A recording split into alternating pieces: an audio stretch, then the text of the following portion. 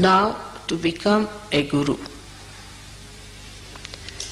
what do we have to do after our realization?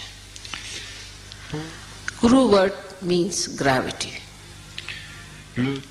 Gravity means a person who is grave, who is deep, who is magnetic. Now, as you have learnt in Sahaja Yoga, that realization takes place in complete effortlessness. So normally a guru tries to make his disciples effortless, which is called as prayatna shaithilya, means relax your efforts. Without doing anything, you got your prayatna shaithilya, otherwise Kundalini would not have risen. Then the second stage is vichara shaithilya, the thoughtless awareness. This also you got it without doing anything.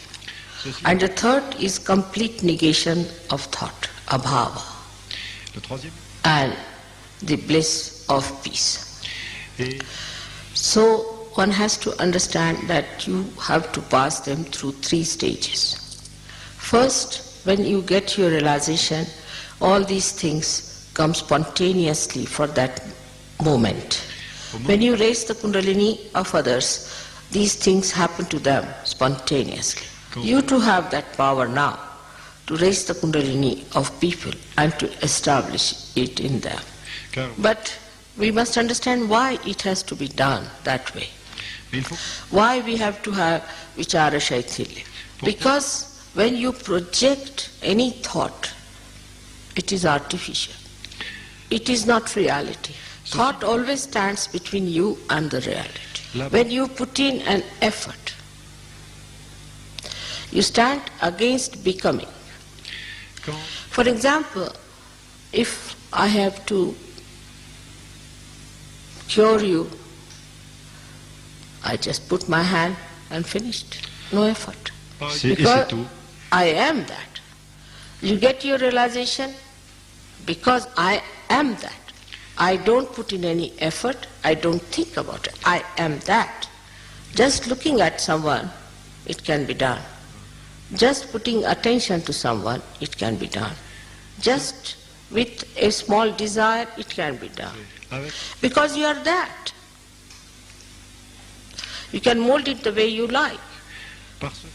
You can get an example from gold. Now gold is untarnishable. It does not have to think it is untarnishable.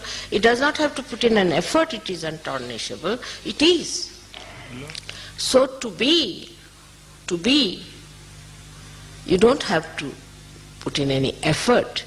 If you have to put in an effort, that means you are not yet that. If you look at the sun, it shines. It doesn't have to put in effort to shine. So to be that, if you have to put in an effort, that means you are not that. You are trying, you are artificial. The flowers are beautiful, so they don't have to beautify themselves. And this is what one has to understand, that innately if you are that, if you have already become, then what is the need to put in any more effort? But when we say these things, you see, then people think you have to be lethargic, that you need not do anything. You become a guru without doing anything. That's why at the very outset I said it goes in stages. So the first stage is of Sri Ganesha. How he surrenders to the Shakti, to the mother. That is the beginning. If one cannot surrender, that doesn't mean you don't do anything. But surrendering means the worship, the respect of the higher, the obedience to the higher, not to argue it out, not to react, acceptance, absorption. Like a child absorbs the milk of the mother without questioning, sans questionner, without reasoning. sans raisonner. That's why Christ has said, you have to become like children. But if you are questioning, then you are no more a child. So first is the state which you have to develop, is the childlike state. But child, which is a realized child, which has to have a gravity. If you can develop childhood first, then everything takes proper course. Because maturity cannot take place unless and until you start from the very beginning. And gravity means maturity, not frivolousness. So now the quality of Ganesha, as you know, is that he has viveka, means he has discretion. He has means he is discretion. So try to develop your discretion power so that Sri Ganesha gives you the wisdom, subuddhi, wisdom. And this is why you have to have a dependence on Sri Ganesha. So at this point, you have to make a negation of efforts. Like whatever are efforts anti-Ganesha or anti-innocence must be negated. So the negation of effort is to be achieved by negating whatever is the effort. Means the effort of negation. So in the beginning you will not be effortless. You will have to put in effort for that. Like Christ has said, thou shalt not have adulterous eyes. So how do you make your eyes innocent? In Sahaja Yoga we have a method by which we try to distract our eyes from effort that makes it adulterous. Like we try to put our attention, our eyes on the Mother Earth, on the grass, on the trees. So the avoiding of the effort itself is effort.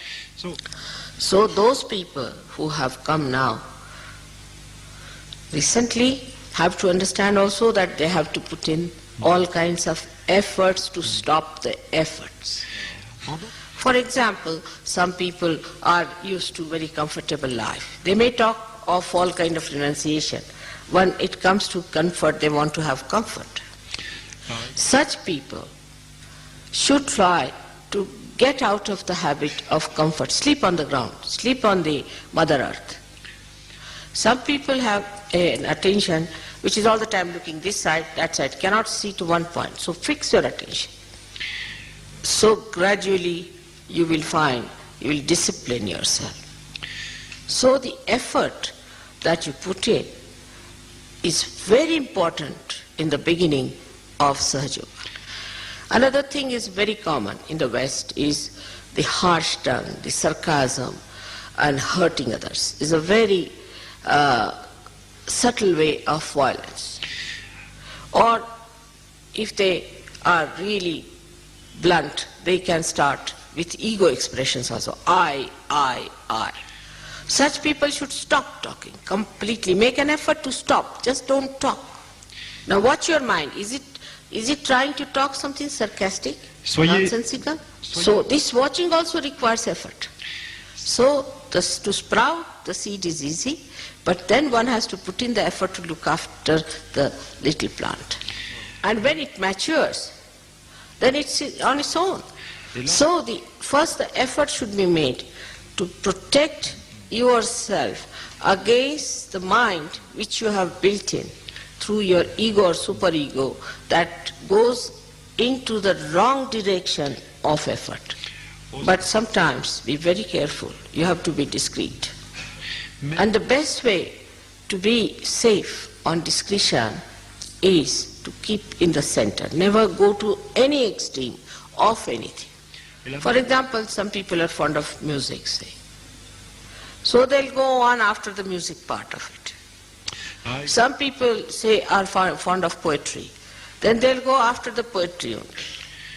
There is nothing wrong in those things. But whatever you achieve in all these things must be brought back to the collective and must be enjoyed by everyone, and you should also enjoy what others have found. For example, somebody is a very learned man and a dry person. So he has to make an effort to make himself sweet. So try to neutralize your extreme nature by coming in the center. And the best way to say is I like everything. The way you keep me, I am happy in that state. And to suggest to yourself that I am the peace. Suggest, auto-suggestions. I am the satisfaction. I am the dignity. Try to impose these artificialities upon yourself of these virtues and righteousness. And then ask yourself, if I am dignified, how can I do such a thing? Ask yourself. You judge yourself with those. For example, somebody is a miserly person and he says, oh, you must be generous. Then you call him a hypocrite. But supposing the miserly, you see, questions himself, then he is not a hypocrite. So when you put all these artificial so-called values upon yourself, sort of a goal, and then try to achieve that goal through your own effort, then you become that. So automatically you criticize yourself and you don't criticize others. And you know what's wrong with you. Because what's the use of knowing what's wrong with others? It is like England trying to improve the conditions in India and India trying to improve the conditions in England. But in this also, human brain has an escape. When they want to criticize themselves, they find a pouch called the left Vishuddhi and become settled there. The more cunning you are, the more clever you are, the worse is the left Vishuddhi. Then you put everything there, settle down nicely to stagnate, to get all kinds of filth in it, and to be settled with yourself nicely. It's like any lousy housewife. She takes all the dirt of the house and all that and piles up into a room, locks it up, and thinks, oh, she has been very efficient. You have to face it and you have to correct it and see to it. And that's how you become powerful. Because if your machinery is out of gear, what's the use of improving somebody else's machinery? And when your machinery is out of gear, you put it in a lock and key and lock it up and say, now it's all right. Or you blame somebody because of this, because of that, something else other than. Thank God to Sahaja Yoga today that you all have got realization, so I don't have to do all that cleaning. You can do yourself. So in short, you become your own guru to begin with. You try to tell yourself, separate yourself from yourself and say, hello, sir, how are you now? Come along. So, till you become your own guru, you have to put in effort in the beginning. Then gradually you can achieve it effortlessly. Effortlessness is not to be certified, but you can verify it.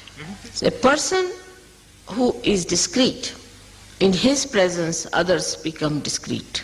A person who is honest, others in his presence become honest. It is said in Sanskrit language, Yatha Raja Tatha Praja. As the king is, that's how the subjects are. When you are the guru, you are the example. You have to be the example. Now, I have seen people who are gurus, who call themselves gurus in different varieties and different type of lives, like professors, teachers, you can call them not spiritual gurus. They too, when they try to follow a mundane type of life, not of something exceptional, then their disciples lose faith in them. Even political leaders, when supposing a political leader is licentious, he has weaknesses, then the people who try to follow him have no respect. So they too have to have a personal character, a personal value system. So what about the spiritual gurus then? They have to be excellent people. There should be no two type of life, one outside, one inside. When the outside and inside becomes one, then it is effortless. And that is what one has to do, the inside and the outside. One has to work it out from inside. For that, you cannot bring the outside inside, but inside has to go outside. So this is the beginning of Antar Yoga, the inner yoga. At the second stage, you have to become thoughtless. This is very important in the West because they live in thoughts. They don't have other problems of a gross nature. For example, they are brought up in such a way that they are frightened of law.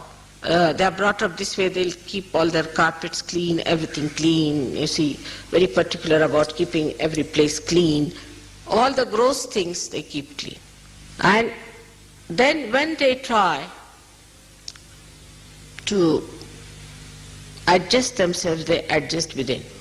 Outwardly they are gentlemanly, but inside, in their thought, they are not clean. In their behavior, they are not clean, their eyes are not clean. It's poison inside. And they like that poison to be taken out. Sometimes it comes out as sarcasm. It comes out as their sinister acts of aggression on other countries. They may plan out the complete destruction of the world. And they don't think there's anything wrong in it. Because it's an ideology for which is a thought they are fighting for. As long as there is an ideology, there's a thought, there's some sort of a sublime talk, then they can do what they like. This filth is very sophisticated. Like the people who don't take their baths can use some artificial things to get a fragrance.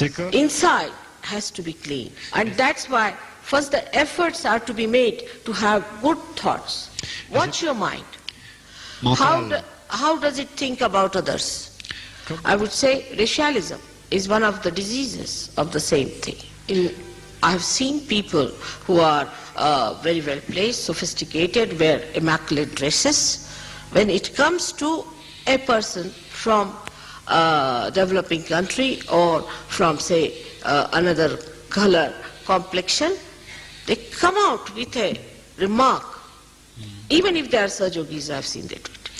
I'm saying this for the Sahajogis and not for others. That suddenly that dead stuff which we call as dead becomes alive. So the mind is dirty, full of lust, greed, and anger, jealousy. And that's why we have to be very, very careful. Those people have become sophisticated, their weaknesses have also become sophisticated. And that's why jealousy is a common disease. Like the other day I asked someone why the father is angry with the son and with his own brother. So the answer was because the brother is looking after the son in London. Normally any person should be thankful that somebody is looking after my son in my absence. But the fellow is jealous because of possessiveness. And the possessiveness comes out of insecurity. And insecurity comes within us because we make others insecure. There are many reasons for insecurity, but one of them is because we are ugly and we see that ugliness in others. Now this inside filth has to be taken out with greater effort than the outside filth. That inside filth you can watch and see within yourself. Some people try to dominate others, to tell them things, just for the bossiness of it. Now watch out. First of all, have you bossed yourself enough? Have you mastered yourself enough? Are you master of your own, or you are still lacking in that? Those who have not mastered themselves want to have others to master them. But the one who is the master of oneself need not master anyone. He becomes the master. Il devient le maître. He doesn't have to put in any effort, he masters. And there are so many tricks by which he can master. So many things by which he can correct. He may not say, he may not do anything, but just he manages. Everyone learns a lesson without his doing anything about it. But they know that somebody is a master of masters. Maybe such a person will be very unassuming, simple, innocent looking, but that's Mahamaya. That's the illusion. So the person who is that power doesn't want to show it outside. On the contrary, it shows in such a way that people know it. I mean, the way things happen in life, we start understanding that we don't have to put up any show. someone knows everything. When we have someone like that, try to follow. So in the third stage, the effort should be to follow your Guru, who is a Sadguru. Now, that one becomes the one, a pattern which you have to follow. It's not outside. You have to follow the inside. When you become the Guru, become the Guru. Ainsi Become. It's such a short method, just to become. Now if you face yourself, you'll know that there are still some steps you have to cross to become. Even now when I'm lecturing to you, you are thinking of others. Oh, mother is talking about him. Not about yourself. That is how one has to take it inside, the absorption from your Guru, that you have to see yourself. So today I have tried to explain to you the different stages of Guru Pada, the state of Guru. One has to know that stage by stage it happens to you, and you do not become a hypocrite, but you become real. And the reality is shown by its own being. That is how you become. So understand the reality within yourself, face it, solve it. Once you develop that, then you know the others in the real way and not artificially. And then the enjoyment is complete. Look at yourself, help yourself, and try to rise higher and higher, to become yourself. When you become yourself, then you become the Guru. But very much depends on your readiness to do it. And most of all, your honesty and sincerity. Et votre sincérité. May God bless you. Que Dieu vous bénisse.